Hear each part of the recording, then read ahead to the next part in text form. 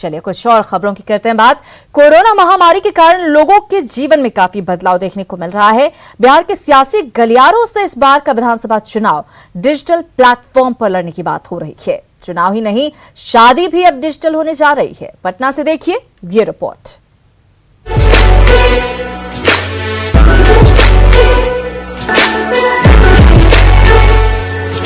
Corona संकट ने वाकई में लोगों का जीवन बदल दिया है। चुनावी रैली से लेकर सरकार की होने वाली बैठकें और बच्चों को मिलने वाला एजुकेशन भी डिजिटल प्लेटफॉर्म से दिया जा रहा है। इतना ही नहीं, अब शादी भी डिजिटल होने जा रही है। पटना में आरजे जिज्ञासा और टेक गुरु संदीप की शादी डिजिटल होगी। शादी के बंधन में बंधने से पहले कपल ने प्री वेडिंग शूट भी कराया है। On May 3rd, we just decided to go for it and do a ceremony on 7th May, for which we got all the requisite permissions from the authorities. And on the auspicious occasion of Buddha Purnima, we finally got married with only 14 people in attendance. शादी का live telecast anchor करेगी और video conferencing के माध्यम से रिश्तेदार और मित्र घर बैठे शादी को लाइव देख सकेंगे। किसी रिश्तेदार को अगर किसी पूजा या नेग में शामिल होना है तो एंकर उन्हें आमंत्रित करेगी। शादी को दुल्हन के इंस्टाग्राम और फेसबुक पेज पर भी लाइव किया जाएगा। पटना के अलग अलग क्षेत्र से जुड़े मित्रों के घर मिठाई की डिलीवरी भी कराई जाएगी। So now my home became a new wedding venue with only 14 people in attendance, and we all had home cooked food prepared by both my mom and dad. The rest of our family and friends joined our wedding, streamed our wedding live on Zoom. इस शादी की खास बात यह है कि couple दहेज को नकारते हुए एक साथ मिलकर शादी का खर्च उठा रहे हैं। दोस्त और रिश्तेदार वर वधू को गिफ्ट देने के लिए पीएम केयर फंड में सीधे दान कर सकेंगे। न्यूज 18 के लिए पटना से नैन्सी की रिपोर्ट। चाइनीज ऐप पर पाबंदी लगाने के बाद सरकार पर चीन से आयात पर भी प्रतिबंध लगाने की सोच रही है। इसके लिए मंथन भी शुरू हो गया है। इस पर देखिए ये रिपोर्ट।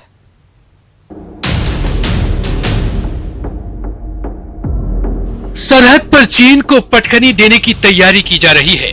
इसके साथ ही ड्रैगन को आर्थिक मोर्चे पर भी चोट पहुंचाने की कवायद शुरू हो गई है। भारत सरकार ने चीनी सामान के आयात पर पाबंदी लगाने के लिए मंथन शुरू कर दिया है। फैसला लेने से पहले औद्योगिक संगठनों, मैन्युफैक्चरिंग एसोसिएशन और निर्यातकों की राय मांगी गई है। चीन से आयात पर प्रतिबंध लगाने से कितने सहज होंगे, इसके विकल्पों के बारे में पूछा जा रहा है। किन आइटम का निर्माण आसानी से हो, इसके लिए जरूरी सामान, कच्चा माल कहां से आए, इस पर मंथन किया जा रहा है। भारतीय मैन्युफैक्चरिंग एसोसिएशन को स्थापित करने की कोशिश की जा रही है। हालांकि हकीकत यह है कि भारत दवा, ऑटो पार्ट्स, मोबाइल और अन्य इलेक्ट्रॉनिक, केमिकल्स जैसे सामानों पर चीन से कच्चे माल की सप्लाई करता है। लिहाजा इसकी गैर मौजूदगी से उत्पादन संभव नहीं। दवा निर्माण में भारत की चीन पर 90% निर्भरता है। 70% मोबाइल फोन की निर्भरता चीन पर है। ऑटो पार्ट्स के कच्चे माल के लिए भी चीन पर निर्भरता है। आर्थिक मोर्चे पर चीन को सबक सिखाने के लिए भारत को कदम उठाने पड़ेंगे। इससे यह होगा कि चीन का बाजार सिकुड़ेगा, वहीं भारत खुद आत्मनिर्भर बनेगा। Bureau report, news 18 network. तो हर तरह से भारत को आत्मनिर्भर बनाने की कोशिश की जा रही है। इधर बॉलीवुड अभिनेता सुशांत सिंह राजपूत की मौत का आक्रोश अब तक कम नहीं हुआ है और अब भी इंसाफ दिलाने की लोगों की मुहिम जारी है।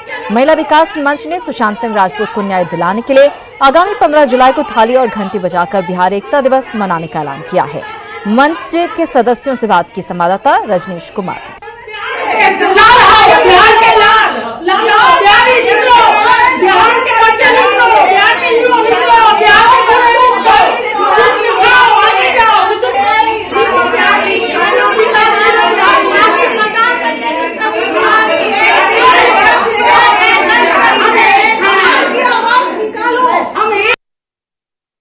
बॉलीवुड अभिनेता और बिहार के लाल सुशांत सिंह राजपूत की मौत को कोई कैसे भुला सकता है। एक तरफ जहां पूरा परिवार सदमे में है, वहीं हर बिहारी आक्रोशित है। लोग सीबीआई जांच की मांग कर रहे हैं। तो महिला विकास मंच ने ऐलान कर दिया है कि 15 जुलाई को पूरे देश में बिहार एकता दिवस मनाएंगे। हम सीधे बात करते हैं, यहाँ पूरी टीम मौजूद है महिला विकास मंच की। वीना मानवी है संयोजक। क्या आप लोगों ने क्या ऐलान किया? ऐलान किया है कि 15 जुलाई को हम लोग बिहार एकता दिवस मनाएंगे। शाम 5 बजे तमाम बिहार वासी एक साथ फिर 5 बजे निकलेंगे, घंटी बजाएंगे, ताली बजाएंगे। उन्हें ये जताना होगा कि आई एम बिहारी, मतलब हर बिहारी को ये एहसास होना चाहिए कि तुम बिहारी हो और तुम किसी से कम नहीं हो।